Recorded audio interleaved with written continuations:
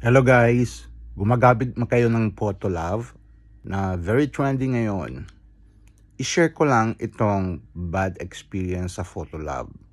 Ingat kayo dahil may in-interview akong worker. May in-interview ako doon sa Facebook niya, mga photos na sinend niya, naka-Photolove. So okay naman yung interview namin. So dumating yung araw na kailangan kami mag face to face para sa final interview. Hindi ko siya in-entertain dahil akala ko hindi siya yung in-interview ko kasi ibang-iba ang mukha niya. Sobrang kinis na mukha niya doon sa pag-apply niya. Sobrang tangos ng ilong, mga mata niya ibang-iba.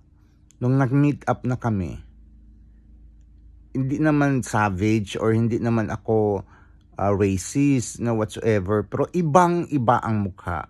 So sa akala ko, nagpapanggap lang siya na siya yung nasa Facebook. So hindi ko siya tinanggap. Masaya naman siya sa Photolove, pero malungkot naman siya na hindi siya natanggap sa trabaho.